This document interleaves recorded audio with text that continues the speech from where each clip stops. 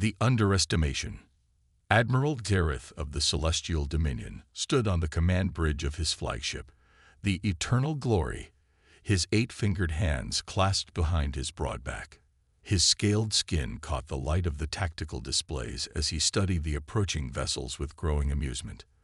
The massive view screen showed a small formation of ships, just 6 vessels, moving steadily toward the Dominion's territorial boundary. Is this some kind of insult? Admiral Xerath asked, turning to his second-in-command, Commander Vera. The humans send 6 ships to challenge the might of the Celestial Dominion. Commander Vera, her bioluminescent facial markings pulsing with barely suppressed mirth, magnified the image of the lead human vessel. It appeared sleek but modest in size, with what the Dominion scanners reported as outdated propulsion systems and minimal weapon ports. Our intelligence suggests this represents a significant portion of their interstellar combat fleet, Admiral, she replied. Their technology appears at least a century behind ours. Those engines register as simple fusion drives, and their hull composition reads as basic titanium-carbon composites. Xerath made a rumbling sound deep in his throat that his species used to express contempt, and they wish to establish diplomatic relations with us.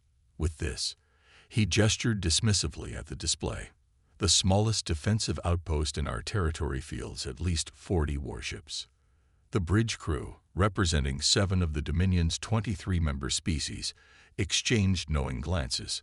The Celestial Dominion had ruled this sector of the galaxy for nearly 5 centuries, absorbing or subjugating every species they encountered.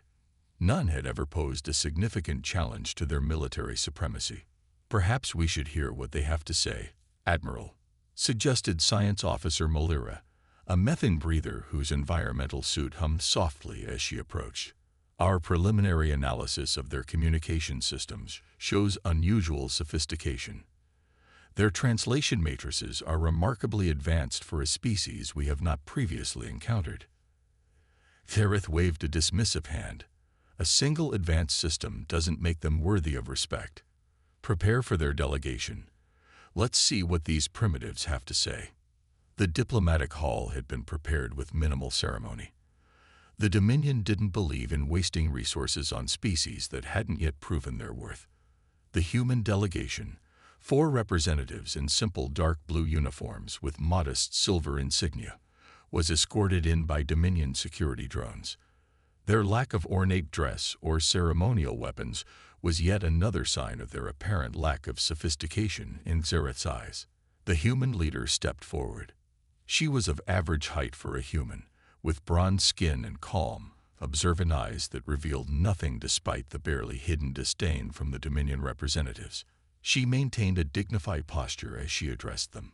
Admiral Xerath, I am Captain Maya Chen of the Earth Alliance, she said with a precise bow. We extend our hand in friendship and request safe passage through Dominion space to establish a trade route to the Perseus Arm. Of course, Captain, Xerath replied, his smile not reaching his amber eyes. The Celestial Dominion welcomes all species, no matter how modest their capabilities. Captain Chen showed no visible reaction to the obvious condescension. We understand our position as newcomers to galactic society. We simply wish to learn, trade peacefully, and contribute what we can to interstellar relations. Contribute? Commander Vera asked, her facial markings flashing with amusement. And what exactly does your species offer the mighty Dominion? One of the human delegates, a tall woman with silver-streaked hair, stepped forward holding a small container. Perhaps this might be of interest, she said, opening it to reveal a small crystal that pulsed with an internal golden light. Science Officer Malira moved closer, her scanner hovering over the object. Her posture stiffened slightly within her environmental suit. It appears to be a concentrated energy source. Quite efficient, actually, she said, surprise evident in her translator's output.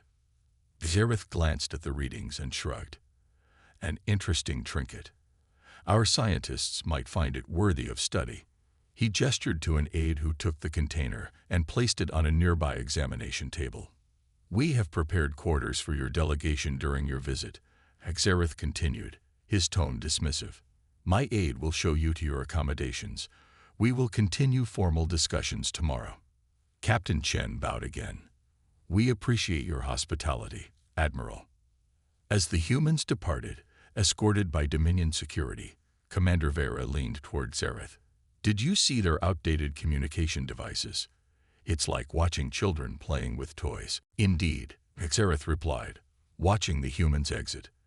Though I must admit there's something unusual about them. They seem overly confident for a species with such limited capabilities. Ignorance breeds confidence, Vera added with a flickering of her markings. They probably don't understand how insignificant they truly are. Later that evening, Science Officer Malira requested a private meeting with Admiral Xerath. Her normally fluid movements seemed stiff as she entered his quarters. Sir, I've completed my analysis of the human crystal, she said, placing a datapad on his desk. And? Xerath asked, barely interested. It's unlike anything we've encountered. The energy density is remarkable, at least 10 times more efficient than our best power sources, and the crystalline structure suggests it's not naturally occurring. They engineered this. Xerath frowned, picking up the pad. That can't be right. Their ships show no signs of such advanced technology. That's what concerns me, Malira replied. Either our readings of their ships are incorrect, or they're hiding their true capabilities. Xerath finished, suddenly more alert. Aboard the lead human vessel, now docked at the Dominion station, Captain Chen met with her team in a secured chamber that blocked all known forms of surveillance. Assessment, she asked simply. Commander Layla Sharma, the science officer who had presented the crystal, smiled slightly. They underestimate us completely, as expected. Their scans didn't penetrate our hull shielding. They believe our ships are primitive. And the crystal? Chen asked. A calculated risk, Sharma admitted, but necessary to establish our value as potential trading partners. They detected only its basic energy properties. The quantum computational aspects remained hidden. The tactical officer, Lieutenant Commander Jackson, looked less pleased. Their fleet is substantial. 47 capital ships, over 200 support vessels. Their weapon systems are, as our probes indicated, powerful but predictable. Captain Chen nodded, processing this information, and their defenses against our specialized capabilities. Non-existent, confirmed Sharma. They have no countermeasures for our phase shift technology or quantum weaponry. They don't even seem aware such technologies are possible. Chen walked to the viewport, watching Dominion personnel moving about the docking bay. Remember our mission. We observe, we learn, we avoid conflict if possible. The 6 ships in our exploratory fleet are more than capable of defending themselves, but we are not here to start a war. And if they start one? Jackson asked quietly. Captain Chen turned, her expression resolute. Then they will learn why humanity has survived despite all odds. The next morning, the diplomatic discussions took an unexpected turn. Admiral Xerath's demeanor had changed, his previous condescension replaced with a barely disguised suspicion. Before we proceed with negotiations for passage rights, he began, the Dominion Council has requested a thorough inspection of your vessels. Standard procedure for all new species seeking access to our territories. Captain Chen's expression remained neutral. I understand the request, Admiral, but I must decline. Our ships contain proprietary technologies that we are not at liberty to share at this stage of our relationship. Xerath's scales darkened slightly, a sign of irritation in his species. I'm afraid this isn't a request, Captain. It's a requirement. Your cooperation will demonstrate your good faith. With respect, Admiral, we have already demonstrated our good faith by coming here openly and offering valuable trade goods. Our ship designs are not subject to inspection, any more than you would allow us to inspect your flagship. Commander Vera stepped forward, her markings pulsing rapidly. You misunderstand your position, human. You are not equals here. You are petitioners seeking the Dominion's benevolence. Captain Chen stood tall, unflinching. We came as equals seeking mutual benefit, Commander.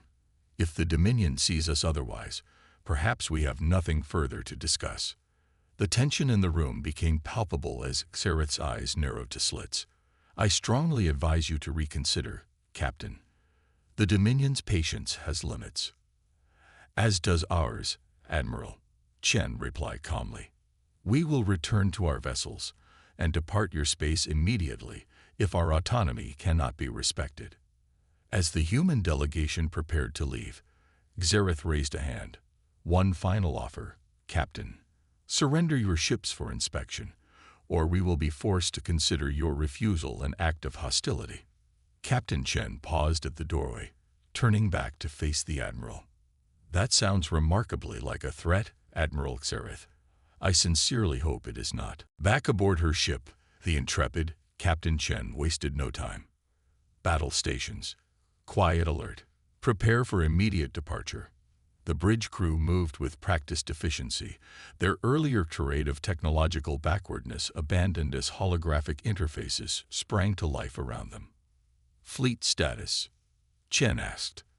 All ships report ready, Captain, Lieutenant Commander Jackson replied.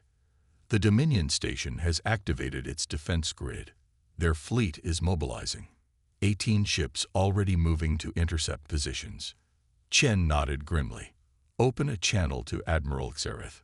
The Admiral's scaled face appeared on the view screen, his expression one of cold calculation. Have you reconsidered your position, Captain? I have, Chen replied. And I want to give you an opportunity to reconsider yours. We came in peace. We still desire peace, but we will not be coerced or threatened. Xerath's laugh was harsh. You are either very brave or very foolish, human. You have 10 of your minutes to power down your ships and prepare for boarding. After that, we will take them by force. The transmission ended abruptly. They're deploying a containment field, reported Ensign Rivera from the sensor station. Standard tractor beam technology. It will engage in 30 seconds. Captain Chen looked around at her crew, then at the approaching Dominion vessels on the tactical display. It seems diplomacy has failed. Signal the fleet. Protocol Omega. Let's show them what humanity is truly capable of. As the containment field reached out toward the human vessels, Captain Chen gave a simple command. Begin. The revelation.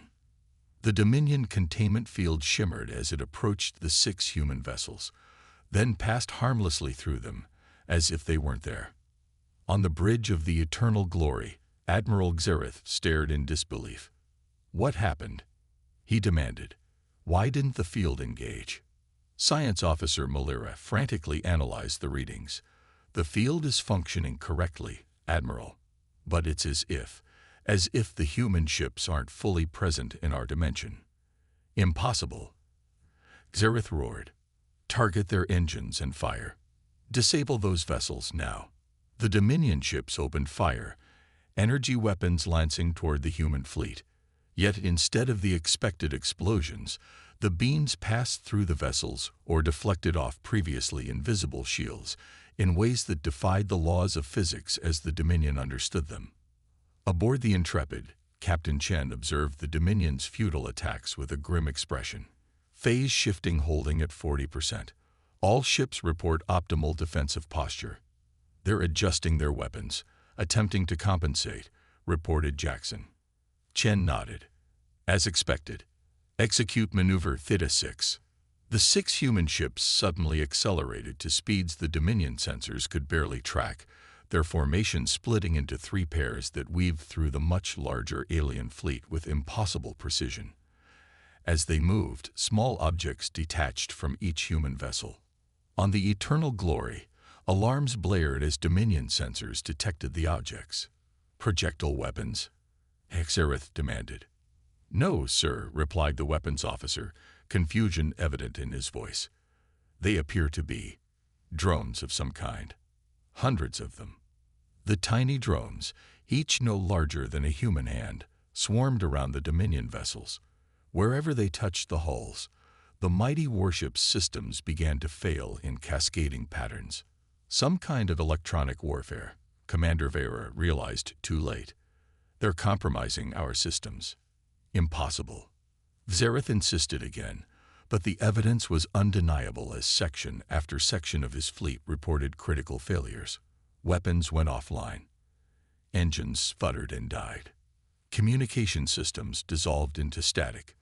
The human ships, meanwhile, had reformed into a tight formation.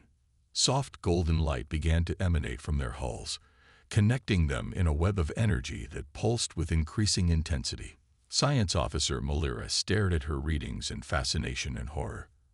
"Admiral, they're generating a quantum field similar to the crystal they showed us. But the scale is, I've never seen anything like it. What will it do?" Xerath demanded. "I don't know," she admitted, "but the energy readings are climbing exponentially." The golden web between the human ships suddenly expanded outward, enveloping the nearest Dominion vessels. Where it touched them, their advanced hulls simply dissolved, leaving crew members exposed to space in some sections, while other parts of the ships remained intact, creating a grotesque partial dissection of the once mighty warships. "Selective molecular disintegration," whispered Melira. "They're choosing which atoms to affect. How is this possible?" Commander Vera's voice had lost all its previous arrogance. The crystal, Melira realized. It wasn't just an energy source. It was a warning, a demonstration of what they could do on a larger scale. Admiral Xerath watched in stunned silence as his fleet, the pride of the Celestial Dominion, was systematically dismantled by 6 ships he had dismissed as primitive just days before. 18 Dominion vessels were now adrift or partially destroyed. Not a single human ship showed any sign of damage. "Open a channel to the human flagship," he finally ordered, his voice hoarse. Captain Chen's face appeared on the view screen, calm and resolute. "Have you reconsidered your position, Admiral?" Xerath struggled to maintain his composure. "What manner of deception is this? You came to our territory under false pretenses, hiding your true capabilities. We came in peace, showing only what was necessary to establish contact." Chen corrected him. "When that peace was threatened, we defended ourselves. There's a difference. You could have destroyed us from the beginning," Xerath realized. "Yes," Chen agreed simply, "but that was never our intention." The Admiral's scales had paled to an ashen gray. "What do you want?" "The same thing we wanted when we arrived. Safe passage through your territory and fair trade relations. Nothing more, nothing less." Xerath's pride warred with his survival instinct. Around him, his bridge crew awaited his decision, the fear palpable in the air. Finally, he inclined his head slightly. "The Dominion reconsiders its position. We are willing to discuss terms." "Excellent," Chen replied. "As a show of good faith, we will assist with rescue operations for your damaged vessels." As the transmission ended, Commander Vera approached Xerath, her luminescence dimmed to almost nothing. "How could we have been so wrong about them?" "We saw what we expected to see," Xerath replied bitterly. "We assumed technological development would follow the same path we took. We never considered that another species might take a completely different approach." "Their ships," Melira joined in, her scientific curiosity overcoming her fear. "They're not just vessels. They're interconnected quantum systems. The human ships don't just communicate with each other. They function as extensions of one another. That's how they achieved such perfect coordination." Xerath watched as the human vessels deployed smaller craft to begin rescuing stranded Dominion crew members. "And they still offer help, even after we threaten them." "Perhaps that is their greatest weapon," Melira suggested quietly. "Not their technology, but their capacity for both devastating force and unexpected mercy." 3 days later, representatives from the Celestial Dominion and the Earth Alliance met again, this time with very different power dynamics. The treaty they negotiated established not only passage rights for human vessels, but also mutual defense pacts and technological exchange programs. As Captain Chen prepared to depart, Admiral Xerath requested a private meeting. His once imposing figure seemed somehow diminished. though his dignity remained intact. "I must know," he said when they were alone. "Why did humanity develop such technologies? The quantum manipulation, the phase shifting. These are not typical developments for a young spacefaring species." Chen studied him for a moment before answering. "Necessity, Admiral. Earth is resource poor compared to many worlds. We couldn't build the massive fleets that other species rely on. We couldn't win an arms race based on size or numbers. So we pursued quality over quantity, subtlety over brute force.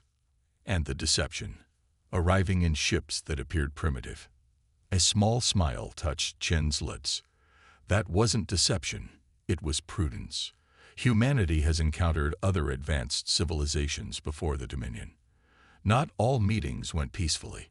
We learned to measure our potential allies before revealing all our capabilities." Gareth nodded slowly. "A wise precaution, as our reception proved." He hesitated, then added, "The Dominion has ruled this sector for centuries because we believed ourselves technologically superior to all others. You have adjusted our perspective. Sometimes the greatest danger is believing you have nothing left to learn," Chen replied. "Humanity doesn't claim to be the strongest or the wisest species in the galaxy, Admiral. But we have learned to survive against overwhelming odds. It's what we do best." As the human fleet departed Dominion space the following day, Admiral Xerath stood at the viewport in his private quarters, watching the 6 vessels until they disappeared into the darkness of space. They still appeared small and unassuming to the naked eye, easy to underestimate if one didn't know better. He turned to Commander Vera, who waited silently nearby. "Send a message to the Dominion Council," he ordered. "Recommend immediate revision of our first contact protocols, and add a specific note regarding humanity." "What should it say?" she asked. Xerath's gaze returned to the stars where the human ships had vanished.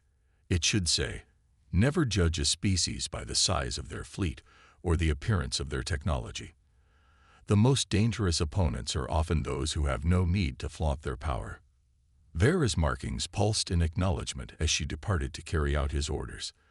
Alone again, Xerath contemplated the changes that were coming to the Celestial Dominion. Changes catalyzed by 6 small ships and the humans who had remained composed even as they were mocked and threatened. Perhaps, he thought, it was time for the Dominion to learn some humility.